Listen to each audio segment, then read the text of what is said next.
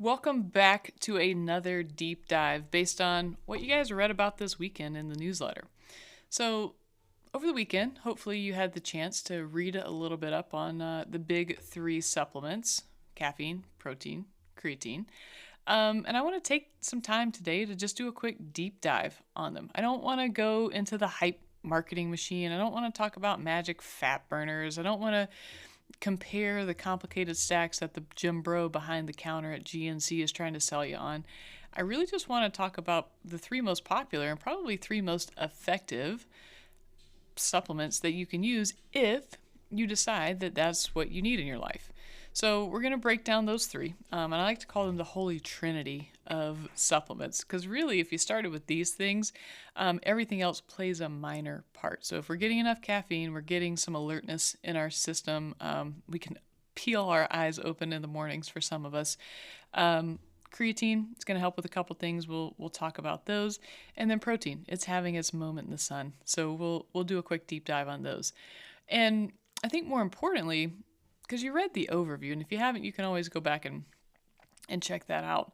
But more importantly, I want to talk about if you do decide that you want to venture out into supplementing with either any of these, and most of us are probably coffee drinkers, so not too worried about the caffeine one, but talk about how much you should take or could take, when you should and could take them, and if you even need them in the first place, because a lot of folks don't want to hear the sad truth about supplements. If your training and nutrition aren't consistent, these supplements won't do very much. It's kind of like peeing in the ocean. It's just a little drop in a massive body of water. You're not going to make much change. You're not going to change the temperature. You're not going to change the color. You're not going to change the tides. So you're not going to get these big sweeping changes.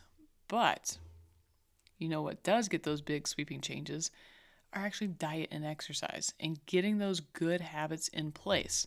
Because when those are in place, that's where your supplements can actually start to make a bit of a difference. And so before you go and think about any single supplement, I want you to zoom out for a second, because they're just a piece of the puzzle, right? So if we think of a pyramid that shows our results, so all of the components that go into you finally seeing results, supplements are actually at the peak of that pyramid. Now, specialized training and all of that probably lives right below it, but the pieces that actually drive progress, well, that's the consistent training where you're deliberately and intentionally moving your body with some sort of intensity several times a week. It's not time-based, but it's just the consistency piece. Pair that with a calorie intake that is aligned with your particular goal, whether your goal is to lose weight, and I should say really lose fat, or gain muscle, or do a combination of the two. And within that, making sure you're getting enough protein to support that, because that's going to be big in building lean tissues. And then the final piece of this is sleep and recovery. You can do all three of those, but if your sleep and recovery is absolute trash, you're not going to realize many of those gains, because the body actually heals and refreshes when you get into those deeper sleeps at night. And when we're talking about sleep, we need in the bed time somewhere between 7 and 9 hours so that we can get a good 6 to 8 hours of sleep to realize a lot of the gains that we're getting from our training and our nutrition. And when you think about it, these components are where the majority of your results come from. So if you were to color in that pyramid, you're going to take it about 80 to 90% of the way to the top of that pyramid. And supplements are at the peak, meaning they're only, 5 to 10%, and really more like 1 to 5% of the improvements that you're going to see. Okay, so if I can get the majority of my improvement in my physical fitness and my health from doing the basics and creating habits around training and nutrition, I'm probably in a pretty sustainable place. But then once you get comfortable there and you want to take it to the next level, that's where some of these supplements will help you get. Maybe ladies, you're sitting around 20% body fat, which I think is an awesome goal for most women to be at. But if you're saying, hey, this is the summer that I'm actually going to get six-pack abs, then maybe manipulating and playing with some of the big three, the holy trinity here of caffeine, protein, and creatine, plus a few others, might be the mix that helps you get to that next level. So as you're listening today, I want you to keep these two questions in mind as I'm going through each of the supplements. Am I training consistently? And am I eating in a way that supports my goals? If the answer is no, then we need to step back and not worry about supplements quite yet. There's going to be a time and a place for that. But if the answer is yes, this is where the content in this chat is going to be super useful and helpful for you. So let's kick off with the most important one, or at least the most popular one right now. And I'll say most popular and least controversial in that way, right? So let's talk about protein. Now, technically protein powder isn't really a supplement. It could be considered a food. But because it's so highly processed, it's going to fall into the food-like products, that's where a lot of supplements tend to fall. It's really just a convenient form or a pared down form of protein. And protein is important for a couple of reasons, right? It helps you repair muscle tissue when you've injured it or you've worked out really hard. If you're going into a fat loss phase, I know the last few years, I guess, as GLP-1 peptides have become more and more popular, one of the big scary things is that when you're on one of those, 40% of the weight that you lose is muscle tissue. Yeah, that's part of it. But anytime you go into a caloric deficit to lose fat, you're going to lose a little muscle. But when you dial in the protein intake, you can attenuate some of that loss. And then ultimately, everybody talks about the anabolic window that follows a good training session. Well, yeah, that is helpful when you have muscle protein synthesis that is elevated from activating the mTOR pathway. Sorry, nerding out again. Basically saying your ability to build muscle is enhanced during this time after a workout. But if you're eating protein throughout the day, the anabolic window is negligible at best. And so if you're hungry after your workout, eat. If not, don't worry about it, as long as you're eating enough throughout the day. And the fourth thing that protein tends to help with is feelings of hunger or satiety. And so if you're eating enough protein, it's slower to digest. It takes a little bit more work from the GI to actually digest it. And so you feel a little bit fuller for a little bit longer, which again is important when you're going for fat loss. And I think these are all good things, and it's good, to know that you need to eat more, but how much actually is more? How much do you actually need? And a good general range for folks is going to be in the 0.7 to 1 gram per pound of body weight. But let's do a quick history lesson really quick, because I think it's important to understand the difference between an optimal range and the recommended dietary allowance, or the RDA. Now, the RDA was created back in the 1940s during the Second World War when things were rationed. Meat was rationed.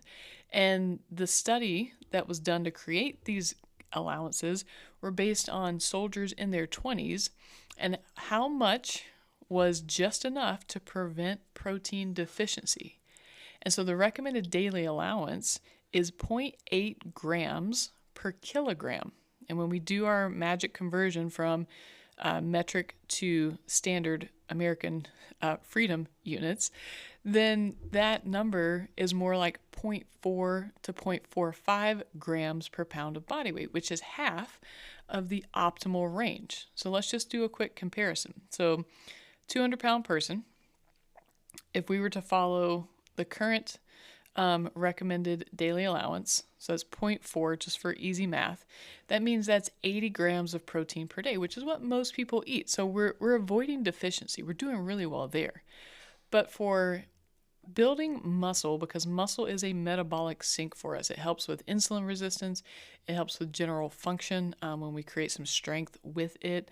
Like there's a lot of things that muscle does positively other than look good in tank tops like I like to walk around in, right?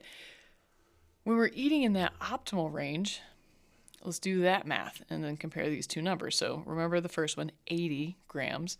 For that same 200-pound person, now we're talking 0.7, which would be 140 grams, all the way up to 200 grams, which is still a fairly large range, but it's probably going to help you maintain your body composition or improve it, help you get a little bit more skeletal muscle growth, probably even help with some of the insulin resistance that people tend to see as they age due to muscle loss, right? So again, this is more of a health outcome than an aesthetic outcome. Now, it does help that this will help you build the good-looking muscle, so not the end of the world. So if you're thinking about, man, 100 and let's meet in the middle, 160 grams of protein, that's a lot. But if you're splitting that across 4 meals, that's 40 grams of protein. Think of it this way. A lot of people think 1 to 2 eggs is a lot of protein. It's actually only 14 to 16 grams for 2 eggs, depending on where you get it from, bioavailability, and all of that. If you were to eat 4 eggs and some non-fat Greek yogurt, now you're getting closer to that 40 grams for the breakfast meal by itself. Then throw in, 6 to 8 ounces of chicken breast for lunch, another 6 to 8 ounces for, call it a lean cut of sirloin for dinner, and we're getting in the ballpark. And where the protein supplement can help is on days that you are short. So if you're sitting at 120 or 130 grams of protein for the day and you are short, this is where you can mix up a shake and just kind of pound it down. And making sure that you find one that you like is important because that also helps with consuming it. You don't want to drink anything that's nasty. Why would you want to do that, right? But, so you can use it at the end of the day. You can also use it at the beginning of the day, right? If you're not a big eater in the morning, I'm not a big eater before I go work out. But I've started mixing my protein in my first cup of coffee to make like a nice pre-workout latte. That gives me 25 grams of protein right off the bat, and then everything else is additive. So instead of just drinking my coffee on an empty stomach, I'm drinking it with a scoop of protein. But again, if you're not a big eater and you don't like having things before you train, maybe you need the thing after you train, and it's more convenient, you can do a post-workout shake. There's nothing wrong with that, but just keep in mind, it's not mandatory.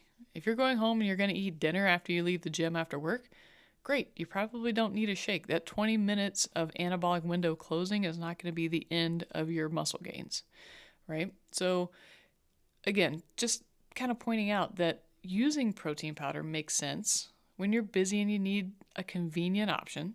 Maybe you're traveling, you can't find anything. Nobody wants to walk around with meat sticks in their pocket because that's just weird, and TSA dog might smell it.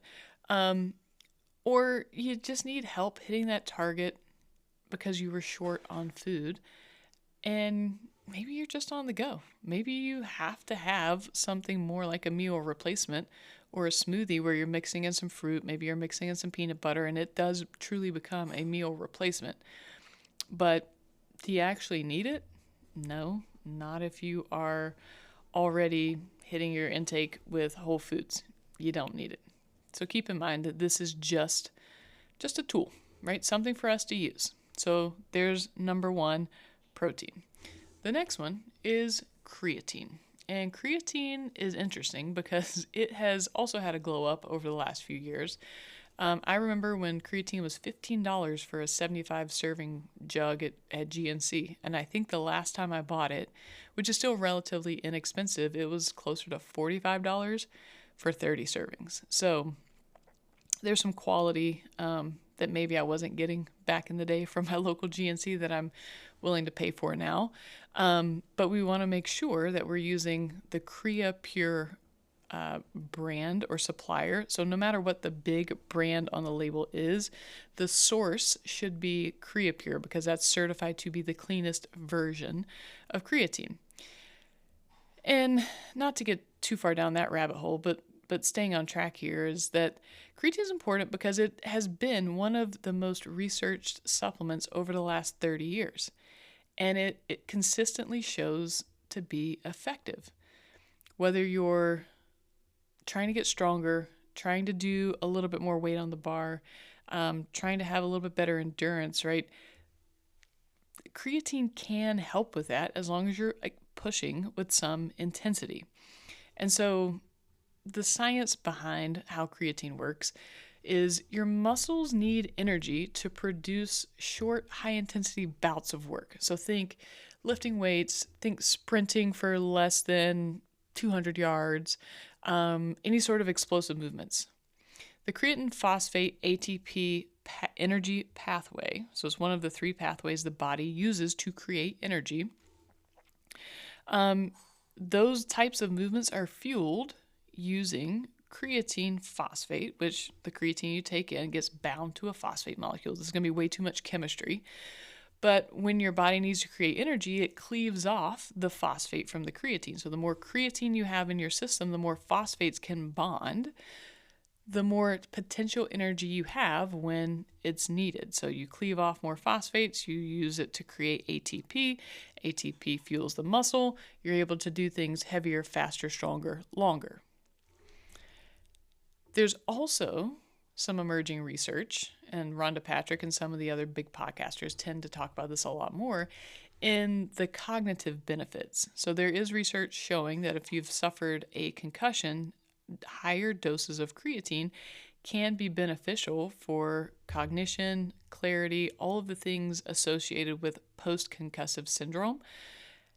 Again, a very specific population. I hope none of us as now working adults and not athletes anymore are experiencing those symptoms.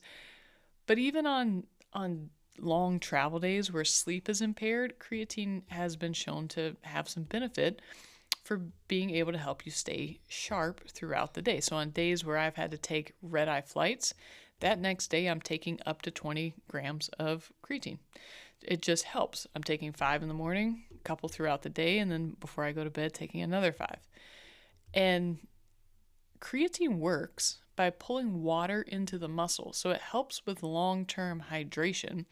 And some of the weird side effects that people claim are due to increased weight from that water being pulled into the muscle. So we'll get into the negative benefit or the negative side effects here a little bit more in a second. But I want you to think about from a dosing standpoint, if you are not a big meat eater and you start taking creatine, you're probably going to experience that feeling a little bit more of being a little bit heavier because your body is kind of soaking up that water from your bloodstream to store in the muscle for it to use later. And that's okay because keep in mind the number on the scale doesn't tell the whole story. So if your weight jumps up a couple pounds overnight after you start taking it, you didn't get fat overnight, I promise. It's just your body getting its hydration status balanced out.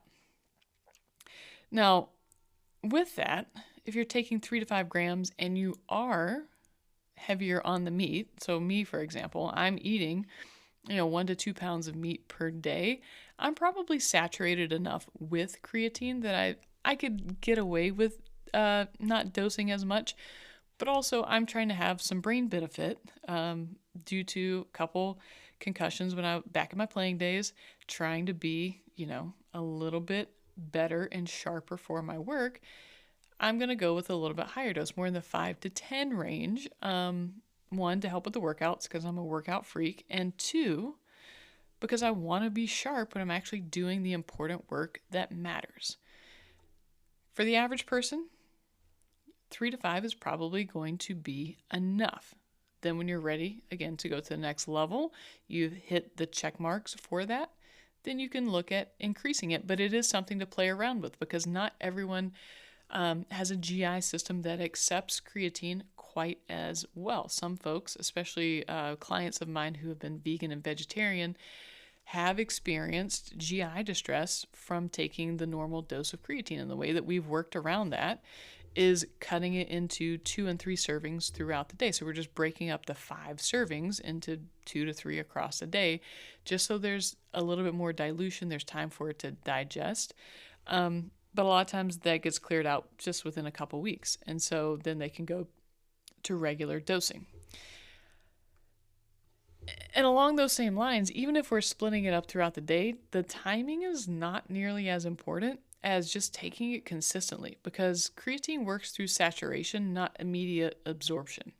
So you want to get the muscle saturated with the substance, not necessarily worried about timing. So if you're like, you know what, I want to mix it in my electrolytes like Jenny does and drink it during your workout, fantastic. You're just kind of replenishing. I'm making sure that I don't have to drink an extra drink throughout the day. I can kill 2 birds with 1 stone here. If you want to mix it in with your pre-workout, great. You can do that too. If you want to take it with your post-workout protein shake, fantastic. Again, it doesn't matter. It just needs to be taken daily with consistency, so that you can see the biggest effect from it. Now, what if you're not training consistently? Are you probably going to see the muscle benefits? No. The muscle requires stress to see adaptation. So that means you still have to train. Even the cognition stuff is still up for debate. Maybe, but maybe not. You're probably getting more BDNF, or that brain-derived BDNF. I won't even try. It's late in the day. But you're getting the BDNF from high-intensity work, which will help with clarity, alertness, and cognition as you're going through. So do you need it? No. Is it a nice cherry on top? For sure. All right, so that's creatine. And then the final of our holy trinity is caffeine. So let's talk about it. Caffeine comes in many forms. The most common is coffee, and that's probably what I will refer to the most. It also comes in energy drinks, in pills, and powders. Like you can have caffeine really any way you want, but for the most efficacious way of taking it, probably just black coffee or espresso is the best way to get it in and down. And then you've got some other benefits from some of the other substances in the coffee and the coffee beans that help with longevity. So caffeine by itself, let's talk about what it helps with. So caffeine blocks some of the neurotransmitter sites that allow us to experience fatigue. And so when we block those with caffeine, we don't feel as tired. So that's that increase in alertness that you get when you drink a cup of coffee. It's just pushing off those feelings of fatigue. Doesn't mean it's not still there. It's just the receptors in the brain can't sense it because they can't dock there. The other thing you get is, you're able to, because you don't feel as tired, you're not as fatigued, you can push a little bit harder during your workouts. Maybe you push a little bit longer. And so when we're talking about, how we utilize caffeine as an enhancer, because it is a stimulant, we need to realize that there is tolerance that is built up the longer you use something. Now, creatine works on saturation, so this doesn't apply to that. Protein is something you have to have every day as a macronutrient, so it doesn't really apply to that. But when we start talking about things that align with the idea of a tolerance, this is when maybe you should think about increasing or decreasing based on what you're trying to achieve. So if you're in a really hard training block and you're trying to push for PRs and really get after it, which probably only those folks in their 20s are doing, us folks 30s, 40s, 50s, we're trying to be healthy, we're trying to be as strong, and we're trying to look good. But we don't know, I don't know that I need to go set another PR. I'm pretty happy with how I look and feel in the moment. So our younger counterparts may be the ones who want to listen up on this one about dialing up the caffeine or dialing down the caffeine in their relative training blocks. So If you would like to take the most advantage of caffeine, dialing it back so that you decrease your tolerance to it, or even cutting it out completely for a little bit so that you can get the impact of it without having to go to super high doses, probably helpful. Or, like I mentioned, if you're in that really hard training block and you just need it to survive, to get through that training block, then it can help with that. So instead of, this one's going to be a little less scientific because I don't want to think about it in milligrams per pound. The easier way to think about it, as it relates to coffee and espressos, is cups. So an 8-ounce cup of coffee has anywhere between 80 and 160 milligrams of caffeine. And so up to 4 cups of coffee, that's going to take you well over the 400 to 500 milligram mark, which is not bad. That's still within a safe range if you can tolerate it and it doesn't impact your sleep, your anxiety, it doesn't give you jitters, doesn't give you palpitations, any of the bad side effects associated with caffeine. We'll talk about energy drinks here in a second and how they're a little bit different. So up to 4 cups of coffee, you're probably in a pretty good spot. Now, timing is important because coffee has a half-life of about 8 hours. So when you drink a cup of coffee, 8 hours later, half of the amount that you drank of caffeine is still in your system. So if I were to stop drinking at drinking coffee, let me clarify, stop drinking coffee at 1 p.m., 8 hours later, half of the caffeine that I consumed at 1 p.m. is still in my system. And that is compounded on what I drank up to that point. So understanding that we probably need to have an earlier cutoff time so we don't impact our sleep. And even folks who say caffeine doesn't bother them, I challenge you to look at your sleep scores if you have a wearable on days that you cut it off early and on days that you have a later afternoon coffee and tell me the difference there because I'm pretty sure there is a difference. Now, looking at energy drinks, there's a few other things to consider. There's usually proprietary blends with all kinds of stuff in it, but one of the things that you'll find in a lot of the energy drinks is this compound called L-theanine. And it's one of these kind of fringe supplements that tends to work nicely with caffeine to have more of a calming effect. So if the caffeine amps you up, the L-theanine kind of smooths you out. And so a lot of the energy drinks will include L-theanine or taurine. Taurine works in a similar way to avoid the jitters because a lot of these caffeinated beverages have anywhere from 200 to 500 milligrams of caffeine per can or per serving. Now this includes your pre-workout mixes. It also includes like your white Monster energy drinks and your Celsius and everything in between. So knowing how much you're taking in is helpful because it's listed there on the label, but also knowing there's other compounds in there that may also either A, act as a stimulant because these companies aren't just putting caffeine in some carbonated water and calling it a beverage. They're using some of these other substances like guarana, which is also a stimulant-like substance. And so you're getting hit in several different ways with getting jacked up and amped. And while that helps in the moment, maybe long term, not so much. So again, it's understanding kind of where you are in your intake and whether you need to move your consumption window up or back or move your total consumption up or down. Okay, so I think with caffeine, to land this plane, more is not always better. And sometimes you need that washout period of going on either 1 cup a day, 1 drink a day, no coffee or energy drinks at all for a while to lower your tolerance and then start to use it a little bit more. Like there's certain things that I would end up cycling to use. Caffeine could be one of them, but I really enjoy that warm, dark brown water first thing in the morning. So don't take that away from me. All right. And so when we're talking about timing, because we talked about timing with creatine, we talked a little bit about timing with protein.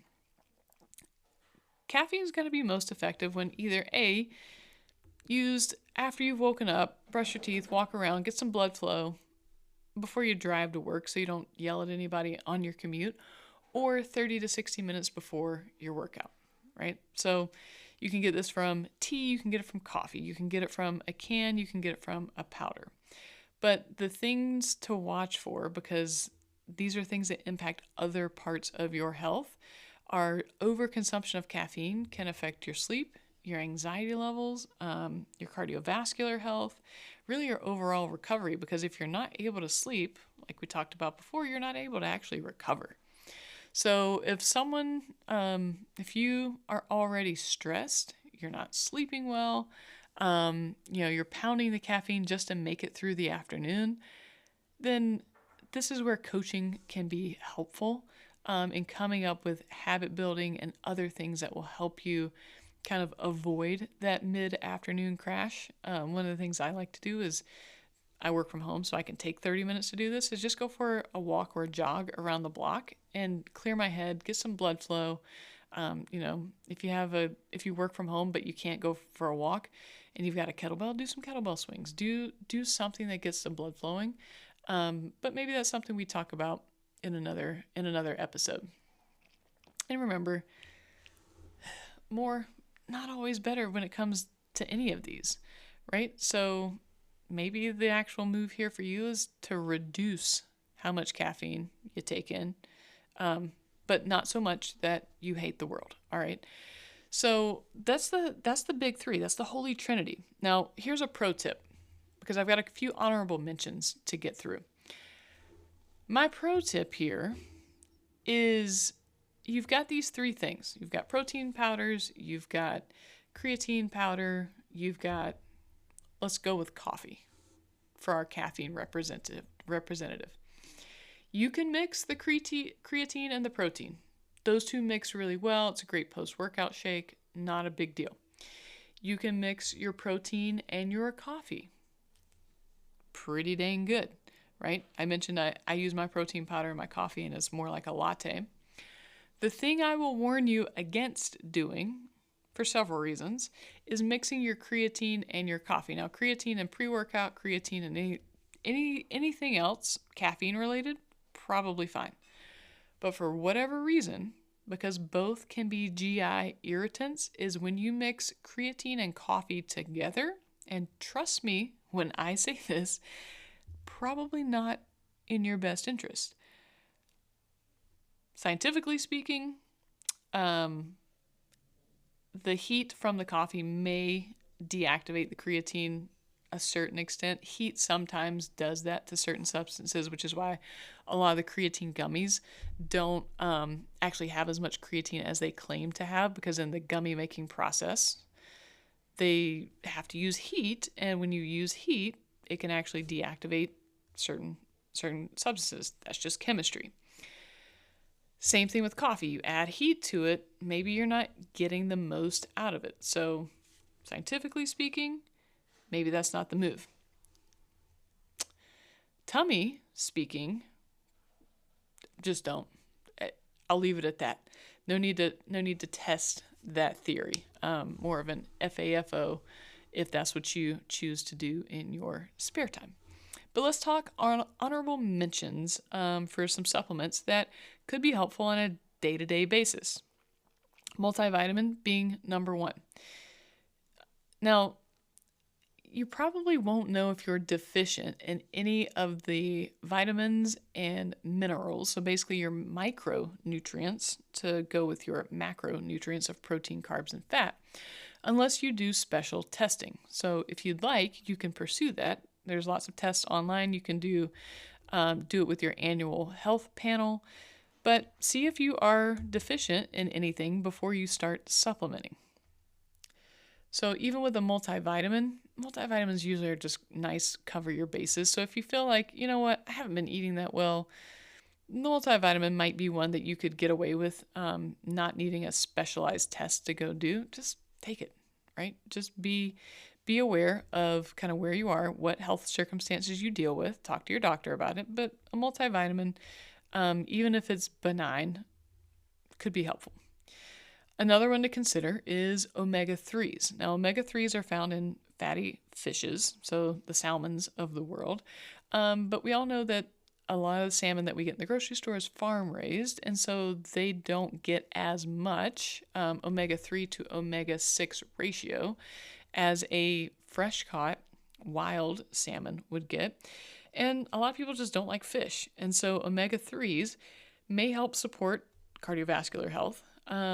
It may also help with some inflammation. And if you have heard me talk on my Instagram before about inflammation, it's not the acute injurious inflammation that people tend to deal with. It's that chronic high levels of inflammation due to high levels of stress. Now, omega-3s kind of plugs the hole in the bucket, and you probably need to really focus on, managing stress and getting some tools and habits in place for that. Vitamin D is another interesting one because we can actually get vitamin D for free. Now, not here today in Charleston because it's not very sunny, but if you were to go outside and walk around with most of your skin exposed without sunscreen for at least 15 minutes, you would get adequate amounts of vitamin D. The reason this is important is because not only for those folks above the Mason-Dixon line, but really everybody, I'm sure most adults spend less than 1 hour outside every day. And what that does is sets us up for low vitamin D levels. Vitamin D helps with immunity, it helps with bone health, it helps with calcium levels. There's a lot of things that vitamin D does on the hormonal level that helps with just balance and health in general. So that would be one that if you spend a lot of time indoors and you feel just kind of low and down, maybe it's worth getting tested for that to then say, all right, I'm low. Let me get a recommendation for supplementation and let me go ahead with that, while also trying to be outdoors a little bit more, trying to get outside most days for at least those 15 minutes if you can. Even if it's not sunny, you're still getting the sunlight, right? So there's a lot of benefit there. I talked about electrolytes and salt a while ago and how they can be helpful if you're chasing fat loss. Here's the thing. Unless you're in a hot environment, you're working manual labor, you sweat a lot, you're training in the heat. I know right after college, I went down to Florida to do a couple workouts with a trainer down there. And I sweat through 3 shirts in the first 30 minutes. I kid you. Like, there was not enough Gatorade in the building. Like, I think I bought out the whole machine. It was so damn hot. But that's when you realize that you need those things. You need the sugar for the energy, but then you also need the electrolytes to help with fluid balance. Like, electrolytes are cool, but they're not the panacea that fixes everything, if you will. But if you like flavored water and you can dilute it a little bit, there are worse things you could use. And just as protein is having its moment in the sun, fiber is right on its heels. So if you have eaten enough protein to know that sometimes things get a little gummed up, that probably means you're missing fiber in your diet. And getting fiber in your diet, at least 10 to 15 grams per day, can be helpful for GI health, but also just getting food through your system, right? So fiber is super helpful. If you need to supplement it, great. If not, lots of foods tend to have a fair amount of fiber in them. And then the last one on the honorable mention list is magnesium. And magnesium right now is also having a little bit of moment in smaller circles. So it's not mainstream because it's still a little bit tough to explain. But magnesium works. It's one of the electrolytes, and it helps to support relaxation and sleep quality. So Andrew Huberman made magnesium threonate very popular, and I'm sure the price of magnesium threonate went through the roof after he made this recommendation on his podcast. But you have to be careful when looking at different sorts of magnesium. My grandmother kept milk of magnesia in her medicine cabinet, and just Google that if you don't know what that does. But magnesium citrate, magnesium oxide, and magnesium hydroxide are the 3 that help you go. So if you are going to supplement with magnesium, avoid those types. Look for the ones, the threonates, the glycinates, all the different ones that say they actually help support relaxation. And just know that if you overdo it, they could act like the citrates and the oxides and hydroxides. And again, these are all honorable mention and they're situational. Not everyone needs them, and they're not ever going to replace a well-rounded diet. Again, you're just pissing your money away if you're buying all of these supplements but not investing in what you eat and how and when you move your body. So here's a simple way to approach your supplements. Again, you've got your two questions. Am I training consistently? Is my diet aligned with my goals? The third question to ask is, am I solving a specific problem, or am I falling prey to predatory marketing, which is pretty prevalent? And while I'm teasing, it is true. Like, marketing is doing its best to get us to buy stuff. So with this, are you solving a specific problem? And if the answer again is yes to all of these, then you're just going to start with one supplement. Ideally, the thing that fills the biggest gap for you, whether that's protein or whether that's creatine. I'm not even going to touch caffeine because that's more of a up or down, not a insert or uninsert for most people, right?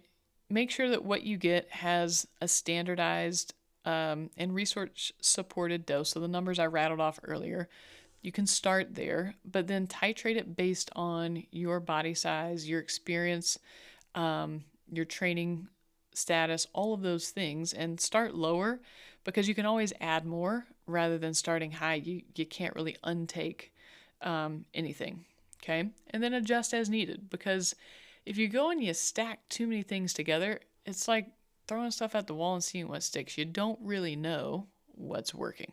And that's kind of how you lose track of what's important and what's not. And like Bruce Lee said, you want to keep what works and discard the rest.